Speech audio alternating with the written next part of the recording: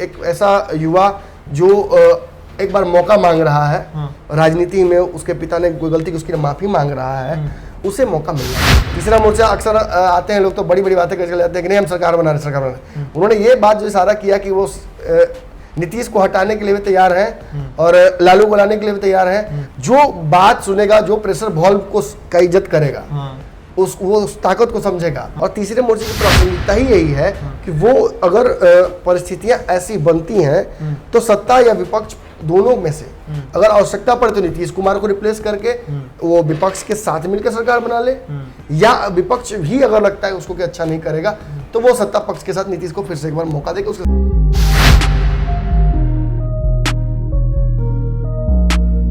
नमस्कार, मेरा नाम बिरजू है और आप भारत लाइव देख रहे हैं। चुनावी साल है, इस वर्ष ही बिहार में विधानसभा चुनाव होने वाला है। ऐसे में कोरोना का दस्तक, काफ़ी भयावह स्थिति जो बिहार में कोरोना के कारण हुई है, वो कहीं ना कहीं सरकार को भी कटघरे में खड़ा कर देती है। अगर हम चुनाव की बात करें तो जो चुनाव किसी भी राज्य में चुनाव होता है तो मुख्य दो ही पार्टी है, जो एक सत्ता और दूसरी जो विपक्ष में बैठी होती है, दो दलों के बीच चुनाव होती है। लेकिन बिहार में पहली बार हो रहा है कि इन दोनों के अलावा भी एक तीसरा विकल्प दिया जा रहा है जनता को। हम बात कर रहे हैं तीसरे विकल्प की। तीसरे मोर्चे में कहीं ना कहीं आप देखेंगे तो जो दोनों दल से, एक तरफ एनडीए, दूसरी तरफ महागठबंधन से नाखुश हैं जो भी लीडर, वो तीसरे मोर्चे के साथ जाकर चुनावी मैदान में उतरेंगे। अब सवाल ये भी होता है कि आखिर तीसरे मोर्चे की नौबत क्यों आई? आखिर में एक तरफ महागठबंधन भी एकदम मजबूत है, एनडीए भी है। इस तमाम सवाल का जवाब हम जानेंगे अपने संपादक नमन मिश्रा जी से। सर, आखिर ऐसा क्या लगता है जो तीसरे मोर्चे विकल्प देना पड़ा? जी देखिए, अगर इसे साधारण भाषा में समझाऊं तो जो प्रेशर कुकर आप आपके घर में यूज़ करते हैं, आपने देखा कि उसमें सीटी होती है। वो सीटी अक्सर इसलिए होता है कि प्रेशर अगर गैस में भरता है तो वहाँ से रिलीज हो जाता है, वो उठ जाता है, बल्ब और निकल जाती है। लेकिन ये दो विकल्प ही हैं, या तो आप खोल दीजिए ढक्कन या आप सीटी नहीं उठा दीजिए। लेकिन आपको पता होगा कि एक और ऑप्शन होता है कि प्रेशर कुकर में जिससे गैस निकल सकता है। अगर बाय द वे ये सीटी काम ना करे, अगर बाय द वे ढक्कन फंस जाए, तो उस केस में एक प्रेशर वॉल्व होता है कुकर में जो फट जाता है, और जब वो फटता है तो सारा प्रेशर रिलीज हो जाता है। वो तीसरा ऑप्शन होता है। तीसरा ऑप्शन ना तो ट्रेडिशनल ऑप्शन की तरह होता है, ना सेकेंडरी ऑप्शन की तरह होता है। वो एक फेल सेफ होता है कि अगर कुकर ब्लास्ट ना करे उस परिस्थिति में वहाँ से। ऐसे ही जनता में असंतोष है, जनता प्रेशर वॉल्व की तरह एकदम भरी हुई है। अब इसे ना तो कहीं ना कहीं उस ढक्कन से संतुष्टि हो रही है, ना इसे उस सीटी से संतुष्टि हो रही है, तो वो प्रेशर वॉल्व की तरह ही अपने जो गुस्सा है उसको निकालेगी। लेकिन एक बड़ा सवाल जो आपने पूछा वो ये है कि ये प्रेशर वॉल्व है तो उपयोगी, लेकिन इसकी उपयोगिता बहुत सीमित दायरे में है। ये आप उससे चावल नहीं निकाल सकते उस वॉल्व से। चावल तो सीटी से भी नहीं निकलेगा, लेकिन उस वॉल्व की उपयोगिता ऐसी है कि सीटी से तो आप हो सकता है गैस निकाल भी लें, लेकिन उससे आप निकाल नहीं पाइएगा खुद से, वो ऑटोमेटिकली होता है। और यही प्रासंगिकता कहीं ना कहीं बढ़ जाती है तीसरे मोर्चे की। और सवाल भी खड़ा होता है साथ साथ कि आखिर ये तीसरा मोर्चा क्यों? जनता तो ऑप्शन ए और बी ही चुनेगी, तीसरे ऑप्शन की तरफ जाएगी नहीं। लेकिन ऐसा नहीं है। बिहार में कई ऐसे दल हैं, संगठन हैं जो जनता के दिलों में जगह बनाए हुए हैं, लेकिन उन्हें स्थान चाहिए, उन्हें रिप्रेजेंटेशन चाहिए। या तो हमने देखा है कि दो धुरियाँ, बड़ी दूर दूर धुरियाँ हैं, नॉर्थ पोल साउथ पोल, कहीं बीच में मिलान ही नहीं है। दो जो अलग अलग गठबंधन है, एनडीए एक अलग ही हिंदू राष्ट्र के निर्माण की बात होती है, राष्ट्रवाद की बात होती है, सिटीजन एक्ट फलाना चिलाना, आप देख रहे होंगे यूनिफॉर्म सिविल कोड। वहीं अगर हम बात करें दूसरी धारा की, तो दूसरा धारा लगातार इस प्रयास में लगा रहता है कि कैसे उन्हें गलत साबित भी कर दे। और इस पर आरोप लगता है कि तुष्टिकरण की राजनीति करता है। कांग्रेस को तुष्टिकरण के तहत कि मुसलमानों के तुष्टिकरण करते हैं, दलितों के तुष्टिकरण करते हैं, इसका चलते करते करते उन्हें सत्ता से बाहर ही कर दिया जनता ने। तो इन दोनों के बीच में प्रासंगिकता बढ़ जाती है तीसरे मोर्चे की। तीसरा मोर्चा, आपने एक बात बोला, मैं उससे इत्तेफाक नहीं रखता हूँ कि तीसरा मोर्चा और कहीं नहीं है। तीसरा मोर्चा बहुत जगह है, लेकिन इसकी प्रायोगिकता बदल गई है, प्रासंगिकता और प्रायोगिकता दोनों बदली है। तीसरे मोर्चे की बात अगर मैं करूं तो आप अगर महाराष्ट्र के संदर्भ में देखिए तो वहाँ तीसरा मोर्चा था मौजूद। आज उस तीसरे मोर्चे के साथ ही सरकार बनाकर वहाँ सत्ता प्राप्त किया है कांग्रेस ने भी और एनसीपी ने भी। वही हम कहें तो तीसरा मोर्चा झारखंड, माफ कीजिएगा, ये हरियाणा में भी था। हरियाणा में भी हमने देखा कि कैसे भाजपा चुनाव लड़ी खिलाफ में उस पार्टी के, लेकिन भाजपा साथ में आकर सरकार बना जजपा के। वैसे ही तीसरा मोर्चा यहाँ भी उपलब्ध है। और तीसरे मोर्चे की प्रासंगिकता ही यही है कि वो अगर परिस्थितियां ऐसी बनती हैं तो सत्ता या विपक्ष दोनों में से अगर आवश्यकता पड़े तो नीतीश कुमार को रिप्लेस करके वो विपक्ष के साथ मिलकर सरकार बना ले, या विपक्ष भी अगर लगता है उसको कि अच्छा नहीं करेगा तो वो सत्ता पक्ष के साथ नीतीश को फिर से एक बार मौका देके उसके साथ। देखिए बेसिकली आप फिर कहिए कि तो ऐसे में उसकी उपयोगिता क्या होगी, उसका वर्चस्व कितना होगा। आखिर 20, 25, 30 अगर विधायक जीत भी जाते हैं, बहुत ज़्यादा अगर होते हैं तो उससे वो कितना सरकार पर प्रेशर बना पाएंगे। देखिए अगर नेगोशिएटिंग पोजीशन में तीसरा मोर्चा रहेगा तो वो हमेशा सरकार के प्रेशर बॉल की तरह काम करेगा।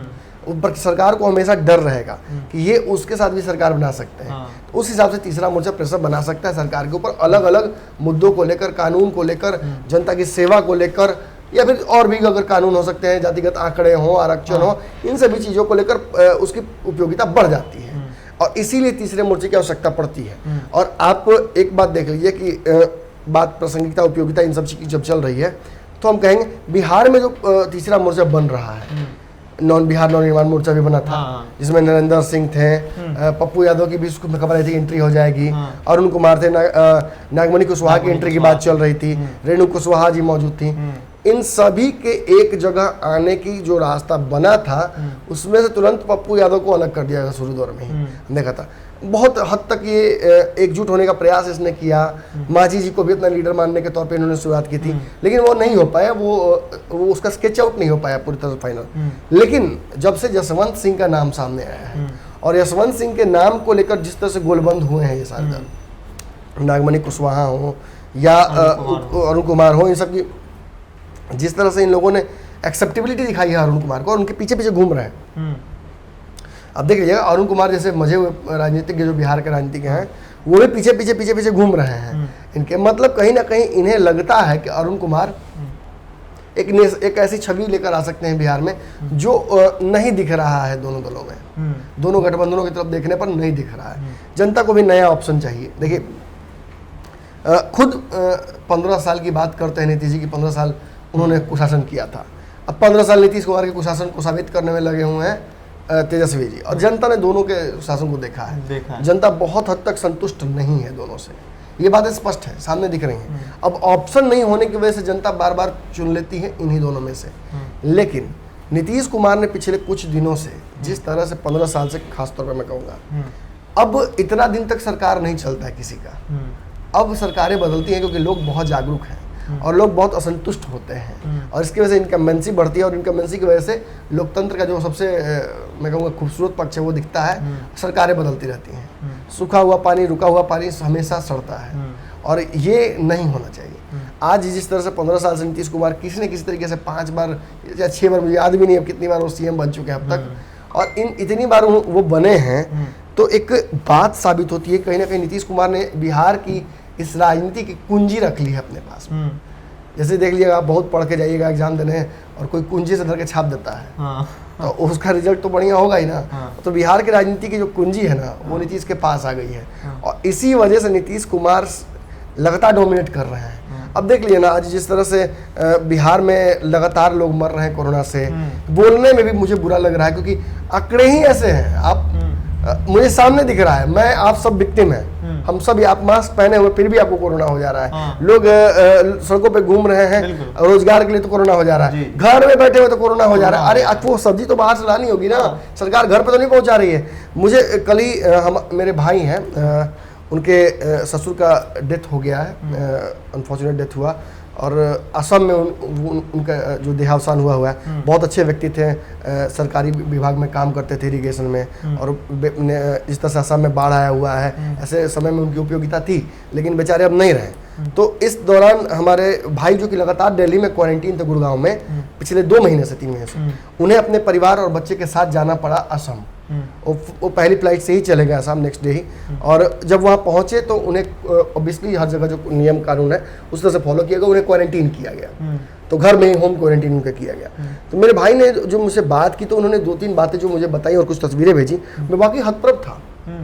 वहाँ की सरकार, वहाँ के प्रशासन ने, वहाँ के लोगों ने ये दायित्व बना लिया है कि वो कोरोना को बढ़ने नहीं देंगे, और इसके लिए वो हेट करने वाले सिचुएशन में नहीं आ रहे हैं। मतलब आपके साथ में बैठकर खैनी खा रहा हूँ, ताश खेल रहा हूँ, हम बीड़ी गांजा पी रहे हैं साथ में, और जब आपको कोरोना होता है तो मैं आपसे सोशल डिस्टेंसिंग ही नहीं करता हूँ, आपका सबसे दुश्मन में बन जाता हूँ। ये हमारे यहाँ हो रहा है। और वहाँ के लोगों ने, वहाँ की सरकार ने इस तरह की व्यवस्था कर दी है कि घर में जो प्रोडक्ट्स ला कर दिए गए थे खाने पीने के, और हाथ जोड़कर खड़े हो गए वहाँ के पार्षद और वहाँ के जो डीएम है वहाँ के, वो घर के बाहर आके हाथ जोड़ के खड़े हो गए कि आप हमारे गेस्ट की तरह आए हैं, आप यहाँ घर में रहिए, कोई भी चीज़ की आपको आवश्यकता हो, चाहे वो दवा हो, दारू हो, जो भी व्यवस्था आपको करनी हो, हम आपके लिए प्रतिबद्ध हैं, हम लेकर आएंगे। और उसी दिन शाम को, हालांकि अच्छे संपन्न घर से आते हैं मेरे भाई, अच्छी नौकरी उनकी है, और उनके ससुर भी जो बहुत अच्छे, उनका अपना विला है असम में, तो उस तरीके से वहाँ देखकर वो मुझे लगा, जो तस्वीरें उन्होंने भेजी कि जो खाने की सामग्री दी गई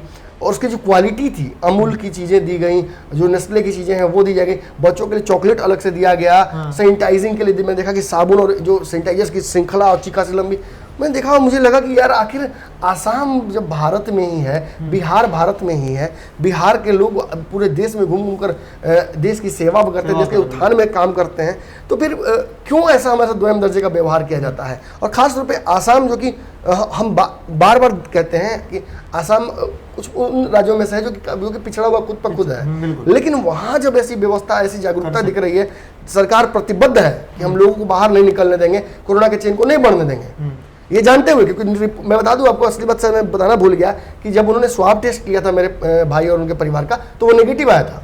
इसके बावजूद उन्होंने प्रिकॉशन लिया और 14 दिन तक क्वारंटीन किया होम हमारे भाई को, और उन्होंने जो सामग्री दी, और वो तो बाद में उन्होंने गरीबों को दान कर दिया, लेकिन उसकी क्वालिटी देखकर वो भी अचंभित थे कि ये कम से कम 5 से 6 हज़ार रुपये का एक बार का राशन है, और वो हर 2-3 दिन पे आके पहुंचा जा रहे हैं। नहीं, आप नहीं बोल सकते। सरकार प्रतिबद्ध है इतनी कि वो आप तक पहुंचाएगी वो राशन, ताकि आपको निकलने का मौका ना मिले। और उस केस में मैं बताता हूँ, अगर मान लीजिए कोई व्यक्ति बाहर निकलता है तो उसे आप शूट एट साइट भी कर दीजिएगा ना, तो सरकार का कोई बुराई नहीं करेगा।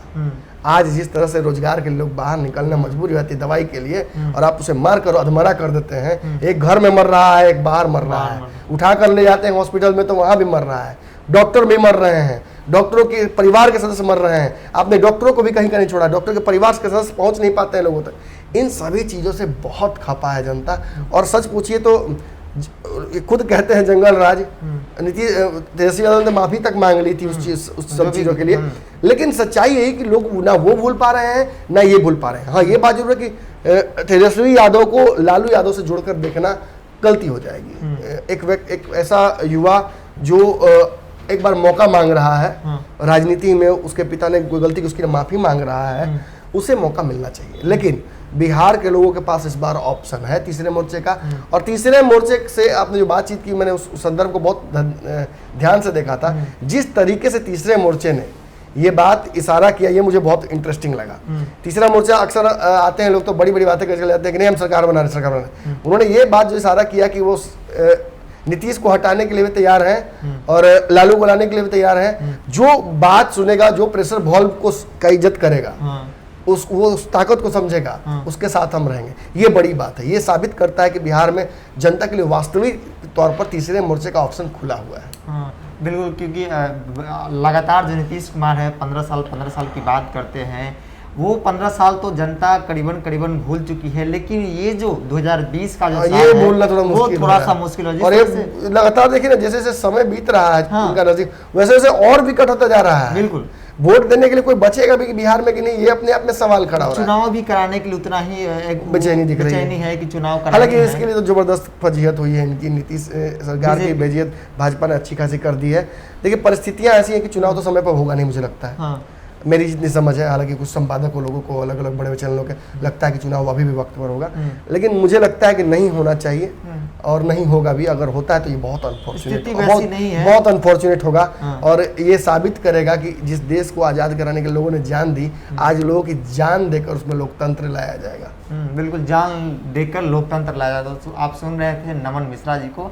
फिलहाल के इतना ही। जुड़े रहे भारत लाइव के साथ। नमस्कार। बढ़ाएं अपना कदम सक्सेस की ओर शिखर करियर इंस्टीट्यूट के साथ। शिखर करियर इंस्टीट्यूट पूर्वी भारत में एकमात्र कोचिंग संस्थान जो एक्सक्लूसिवली है मेडिकल एंट्रेंस एग्जाम के लिए।